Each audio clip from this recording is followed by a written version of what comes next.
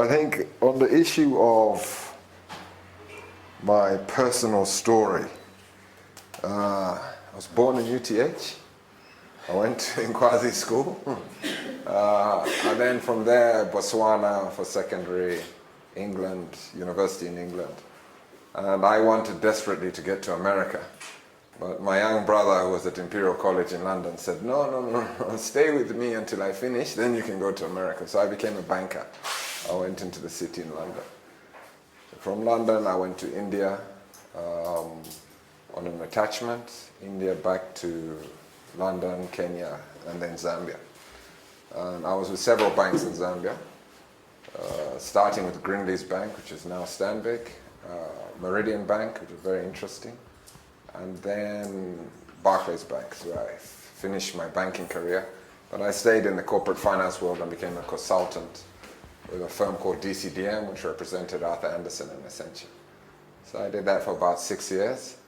And then I made the giant leap, as they say, as I was telling you today. I did the move from gamekeeper to poacher. And I crossed over and became an entrepreneur. So very different world. So my banking career started in 1991. I was 20 years old. I graduated from university.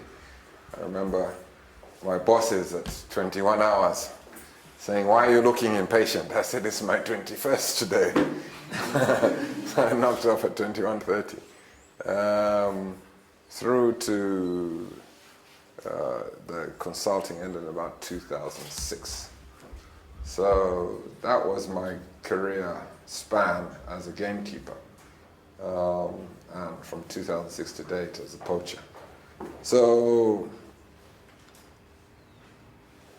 that's roughly my history. I won't go into the whole family history. We'll be here for about 3 years. Maybe at this point is I did come back to Zambia, and I left international banking. I think my salary at the time was about £5,000 a month. It was my take home. And I arrived here and they said, "Oh," I was an expatriate actually. I was seconded from London where I joined. And they said, no, but you've got a Zambian passport." I said, "Yes, but it's not how you hired me."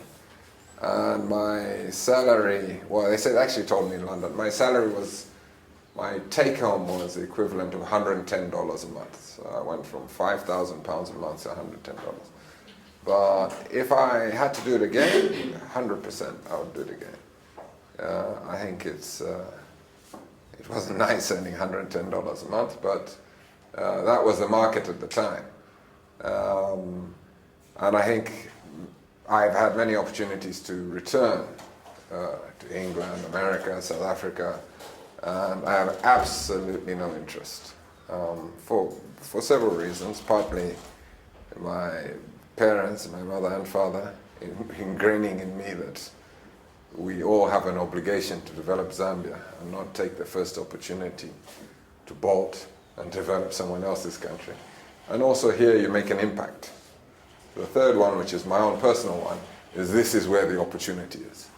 Zambia is one of the 10 fastest growing economies on this planet.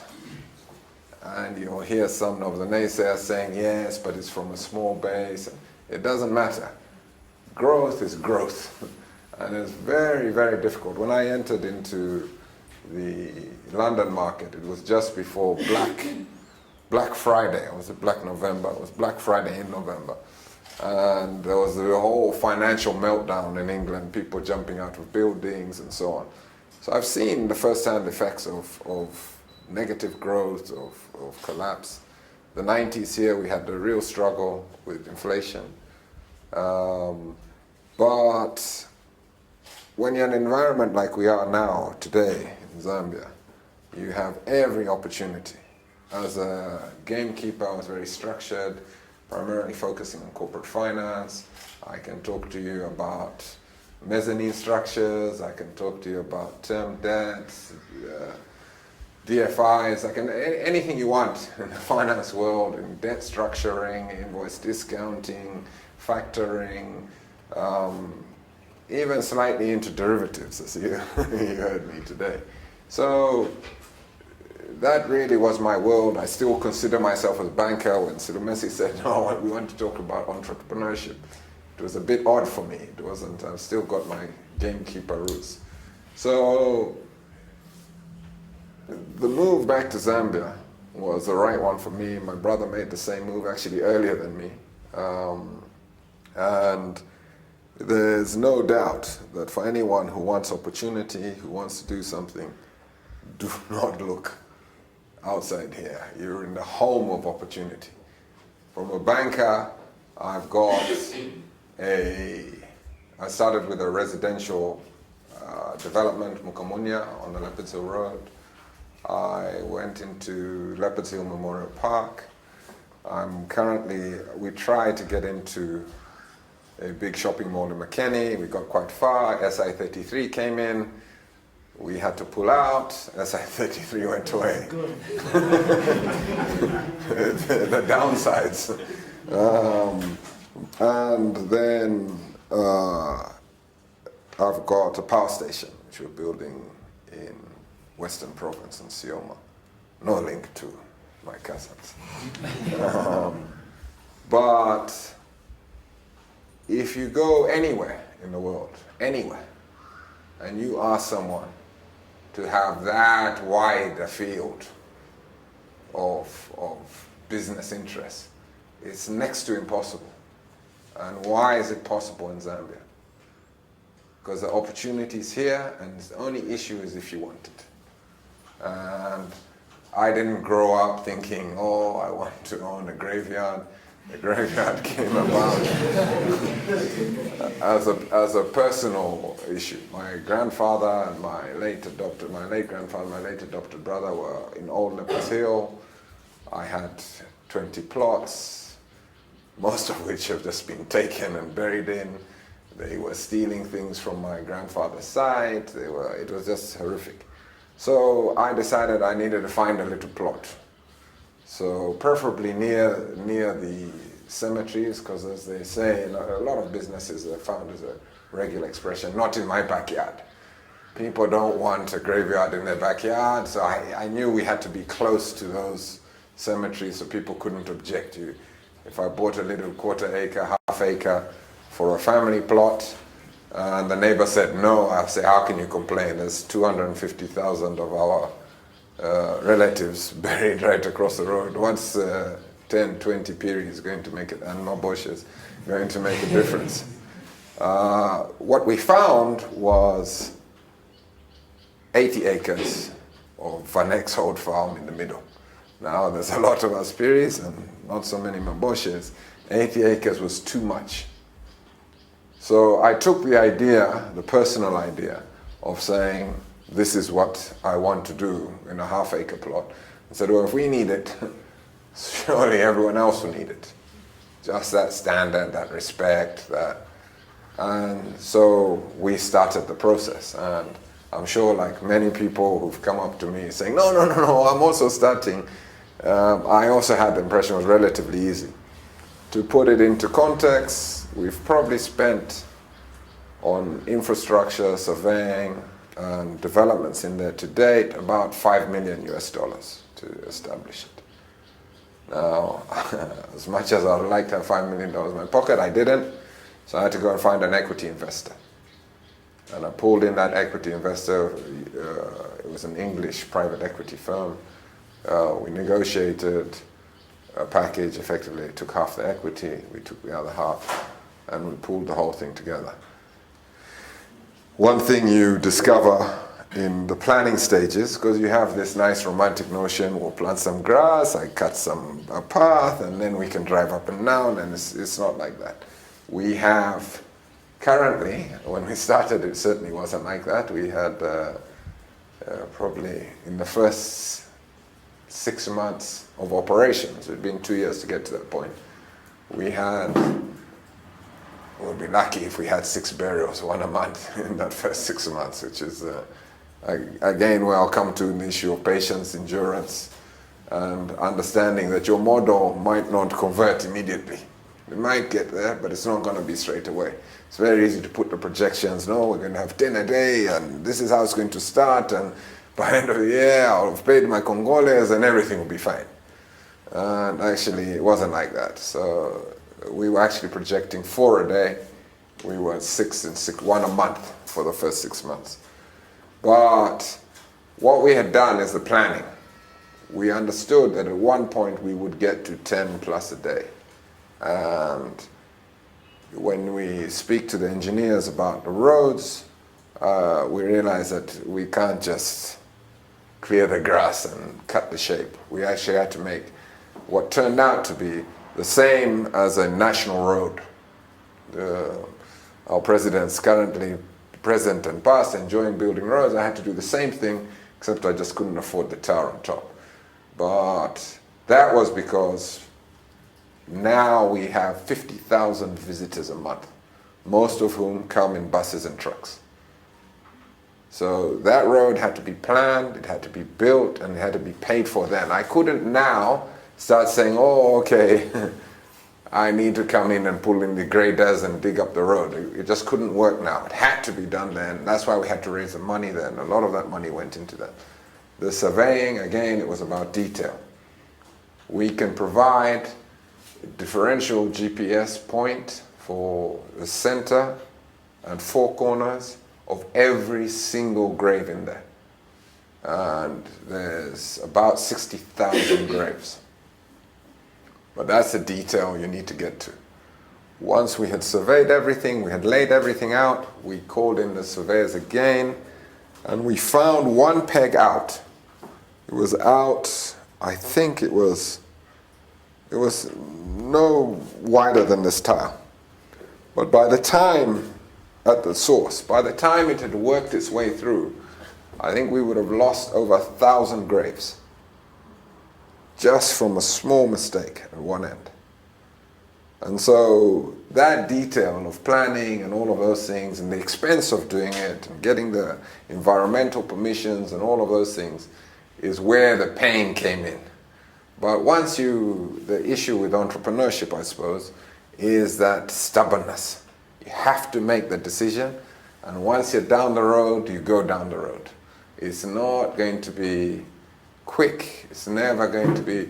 You tell me one person who, as an entrepreneur, not on the lottery or as an entrepreneur, tell me one person who's been quick for. Bill Gates. Bill Gates is one of my favorite examples. Because when Bill Gates started with Paul Allen, what did they do? They had an issue. They had an idea. They knew they needed to do it. Their parents chased them. Their friends chased them. Who was the initial funder of Bill Gates? It was his grandmother. Not only did she fund him, she gave him $50,000, her total life savings. Not that she understood anything that she was doing. It's my grandson. Here's my whole life savings, my boy. And you can use my garage. And that is where they started it. In a garage, their grandmother's garage, with her money, her life savings. And that's the determination you need. Bill Gates was confident enough, driven enough to be able to say, it's okay. I'll take my grandmother's life saving. Don't worry, I'll get you some back. And I'm sure he did. But it's that level of determination, that level of having thought things through to be able to take those risks. And people don't understand that. People think it's just going to come from nowhere. It's not. You have to go and beg, and you have to go and convince, and you have to go through 100 people telling you rubbish idea or great idea. Oh, you like my idea? Okay. So then will you lend me some money? No. It's a good idea. Go to someone else for that. And the only way you're going to get that confidence is if you have done the detail. And the biggest problem I find, not only here, around the world, you need to, I'm sure many of you watch Dragon's Den. It's a very good program to watch. How many of those people, they've good ideas, they come to present, they haven't done anything. What's your market? But my product is good. My friends have all told me they like it. How many of you can rely on your friends to say that they won't like it and it's a rubbish idea? You're actually better off if they say, it's rubbish. It's not going to work. And you're saying, no, why isn't it going to work? As opposed to getting offended. So the rejection, all of those issues have to motivate you to go further. They can't drag you down, because then you're not really convinced about your idea. If someone's saying what a rubbish thing this is, it's never going to sell, and you're saying, actually, maybe they're right. Don't take your grandmother's life savings. So you have to be convinced. And that's what in the end will make a successful business. I remember about a year into the cemetery, I was actually attending a cemetery, which is a burial of a friend of mine. And I was walking behind some of the other people who were saying, and we were still at that stage struggling to meet salaries at the end of the month of the workforce. And I was walking behind these 4 guys, and one of them said, can you imagine, I think our price was 2.5 million at the time or something for the site. I said, can you imagine how much money I know the owner of this place. This 2.5 million is nothing, doesn't even put the fuel in his jet. And what do you say? You just have to keep quiet. People will talk, they'll talk positively, they'll talk negatively. It's just up to you to decide to keep going. $5 million, anyone can do the mathematics, we're still paying. But one of the things that I do ensure is every single month, and for those of you who've visited more than once, you will see there's an improvement. We always, our objective is to move forward. So however tight things are, do something to keep moving forward. How many times have we gone, look at Rhapsodies? For many years, Rhapsodies, everyone was there. It was the only place, it was jam-packed. Other than this extension of the veranda that they put on, what improvements have they done? It's exactly the same. I went there. It's the first time the other day for lunch with some people on the power project. And it's the first time I've been there in 3 years or something. It was identical. And they're surprised. No, there's not as much business because people are Chicago's. And Chicago's, at least I think they put some more of the funny old cars in there. But you've got to keep moving forward. You've got, in anything you do, whether it's a bank, whether it's a cemetery, whether it's a bar, whether it's BongoHive, you've got to keep moving. Because otherwise people are going to lose interest and move on. Microsoft, they kept moving and they're still moving. There are now strategies to go to cloud. Maybe it's a wrong strategy, but they put their money on this cloud computing. So the new CEO is cloud expert, but they're moving. And they're quite confident. And they have a right to be. I mean, Bill Gates 10 years ago said the tablet will be the thing of the future. Everyone laughed. Yes, so his friends at Apple said, actually, that's a good idea. And now, how many people have iPads? So these are the issues of confidence, of projection, but of delivery. And that's an example of Microsoft's failure. They came up with the idea. They told everyone the tablet is the thing, but they couldn't package it and deliver it. So Jobs, the master of packaging, nothing about his stuff is new, but it's the master of packaging and marketing, introduced it, and then it took off, where Microsoft had failed, even though they came up with a concept. So it doesn't always mean that if you're not first mover, you don't have to have a brand new idea. Memorial Park wasn't the first private cemetery. Mutumbi was. So you don't have to be first mover. But one of the things that we were confident about was location. That's where people were used to burying. That's, you know, as Vanek, the owner of the farm before he died, when people used to ask him, where do you live? He would say, dead center of Lusaka, because that was his farm. So location is important in any property development. And if you want to be ruthless about it, the graveyard is a property development. So in the early days, people would come in and say, oh, and they're very clever. I was quite impressed because I even had to think about what they were saying. I want to buy 100 graves and just keep them. So I'll be saying, well, why do you want to do that for your relatives? He'll say, no, don't even tell my relatives I've got these. We'll deal with them at the time. This is an investment. And I was saying, oh, investment. But actually he was right. Getting onto a property ladder, buying 100, and he would have done very well from, if you look at where the prices are going and where they will be, is property. So you have to break down what you're doing away from the emotion of it and get down to what the real issues are, get down to the details of it, be mechanical and understand where you're going to go forward. So I think in a lot of that you understand the challenges of where we are. One of our biggest problems as Zambians, and why I left the bank, is we have no access to equity. It is very difficult for us. We can't walk into a bank, car loan, house loan, business loan. You have to sing and dance. You want to loan $100,000 equivalent. Now we can talk in dollars again. $100,000. No, give us a mortgage on your house, $500,000. It takes you 1 year to finish the mortgage, the paperwork, the whatnot, the valuation. You spend thousands of dollars getting into that. And in the rest of the world, it's not like that. I had an account in England. Being Zambian, of course, I can't walk around without cash. You know, cards are nice, but I needed my cash. I went to my branch, and they said, oh, Mr. Phiri, I see on the system you've qualified for loan, £20,000. And I said, oh, okay, that's very nice, but can I have my £200, whatever those? And they said, no, what about your loan? I said, I don't want the loan, because I have to pay it back. I don't want pounds, you know, I'm from far away, it's not, they wouldn't give me my money. The manager came out, I had to sit with the manager. In the end, I said, okay, give me 10,000 and we will extend the term so I can pay bit by bit.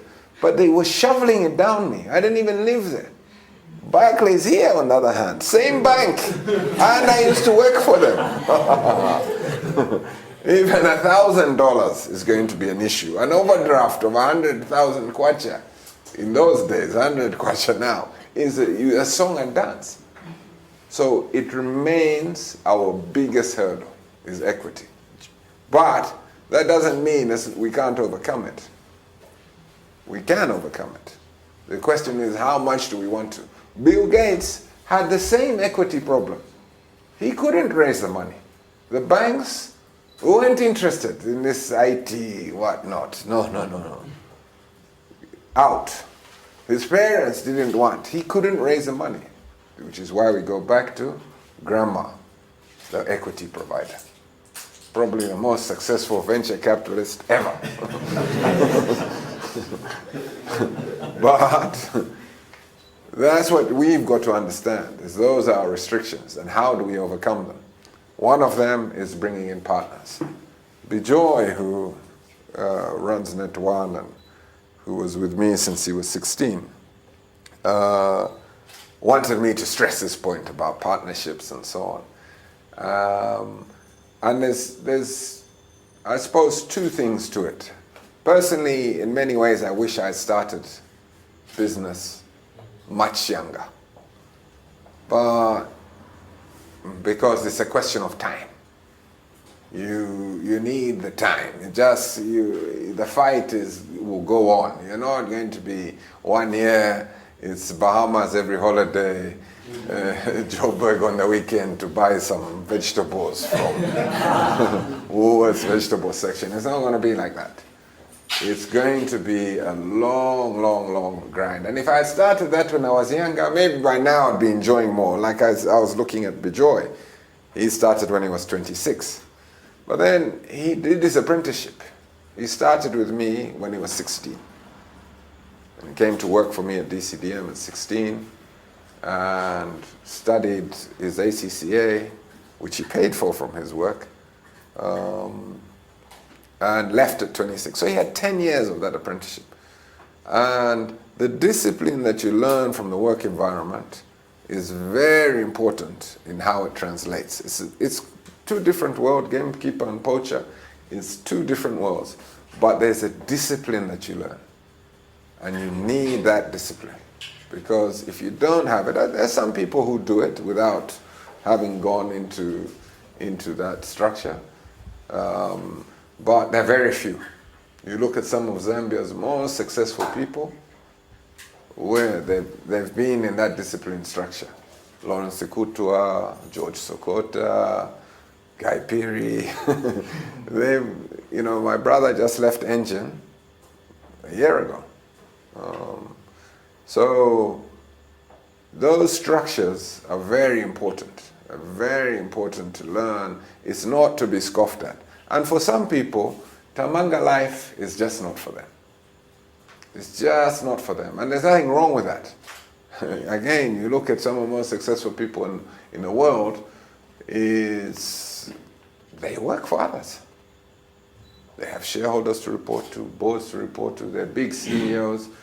Neville Isdell, who's just retired as the chief executive of Coca-Cola worldwide and seen as one of the most successful chief executives.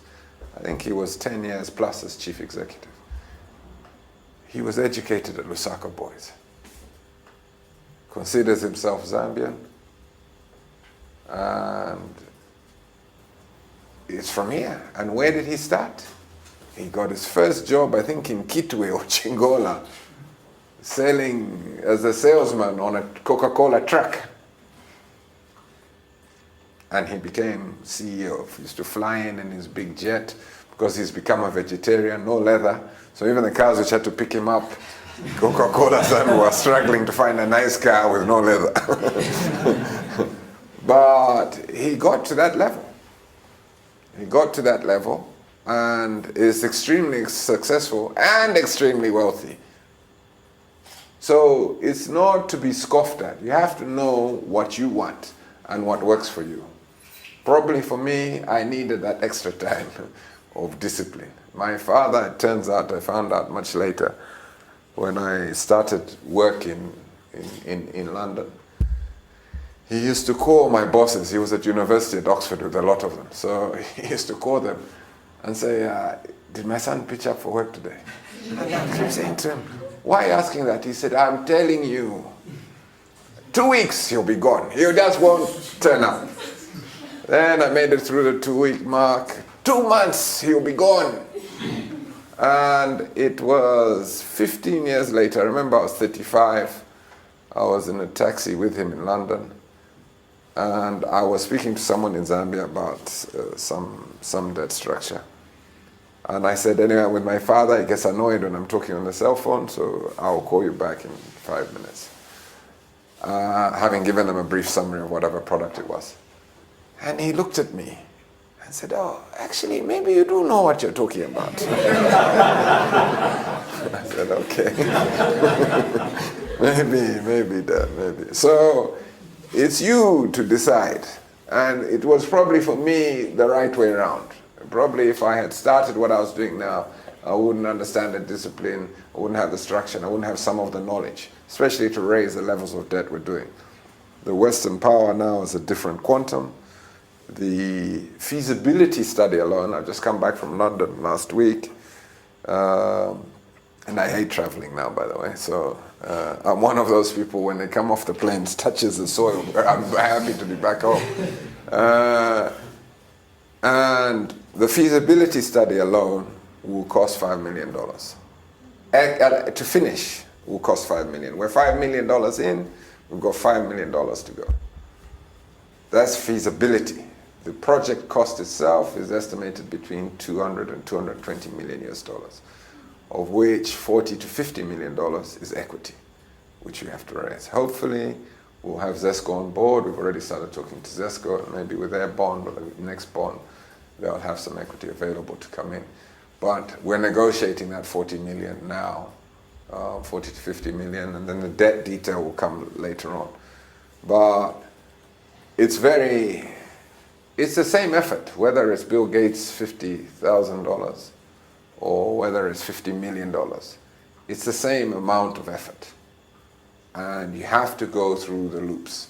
You have to learn how to raise it. Our first project, Mukamunya, the residential housing, we raised zero equity. We raised $1 million of debt at 18% US dollars. So it's extremely expensive money. And that's how we started that project and gave up. It was 18% plus 50% of the equity. So very, very expensive, but we had to give something up. So coming to the issue of, so that's work, a structured job, learning the discipline from that. For some people, even if you've got entrepreneurial spirit, sometimes you have to learn. It's your university, it's your MBA. And it's also very important to have an income. A lot of entrepreneurs, in Barclays actually, they gave you an analogy in one of the credit courses, I think it was in London, or it might have been here. No, I think it was London. They said the economy is like a human body and blood is the cash flow. You've got a cash leak, or you're not generating enough cash, you run out of blood. However strong, fit, healthy, everything else is, you die, and so does your business. Cash flow is crucial. And that's why sometimes you look at successful entrepreneurs, they work, they save, they get loans, they pay them off, they invest in properties, so that when they're ready to switch over, they have that steady income, and they have the asset in which to leverage to get but this comes into the issue of partnerships within business. Your biggest problem, especially in Zambia, is Nyanga. It's my idea, it's my business, and no one is coming in. And you've seen it on what's that, Dragon's Den. Someone will come and say, oh, £200,000 for 10% of my business. That business hasn't even sold anything. So it's not a uniquely Zambian thing. The uniquely Zambian thing is that we like 100%. It must all be ours. And we have to move away from that. And one example I have is a friend of mine, Tom Yanga, also born at UTH, also went to Nkwazi school with us. His father died in a plane crash and he moved from Zambia to London, did property development. And when he came back, that's who I joined as a poacher. And partnerships, there's a saying in the advisory world, your world, or you're the audit world, but same world. You'll have it with your partners, is together we make a great partner. And that's what partnership's about. If you have one skill set, definitely you're not going to have the other. And there's several skill sets that you need. You may be able to get through it, but if you're a salesman, you go sell, you go do things, you get things done, you convince people, believe me, the back office is chaotic. The paperwork isn't done, the taxes aren't paid, there's just chaos behind you, even though the front end is successful. And in the end, like Manchester United, the goals will be going in even though we're netting. And you'll start to lose. So it's about balancing that. And sometimes it doesn't have to be a friend. In fact, often better not. It doesn't even have to be someone you like. It has to be someone who has a complementary skill set. So someone who's good at the back office. And we're very simple on that. When you have a complementary skill set, you have something to bring to the party, you get a percentage of the equity, full stop. You can squibble, no, me, I was first, so I'm with the four of you, I'll get 35, you guys can share the rest. No.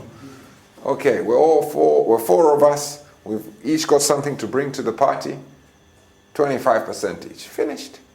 You have a shareholders agreement, that's what governance is about, so that if one of you leaves, how do you exit, who pays what money, who's got preemption rights, all of those things. You can find it on the internet, everything is there. But you've got to come to those agreements and you've got to make sure that you partner with people who are complementary. If two of you are very similar, you like each other and say, hey, let's go sell together. Now there'll be double chaos behind, because the two of you are actually, once you have the same idea, the same mindset, you're going to fail, because that's not good enough. You need to have the complete team.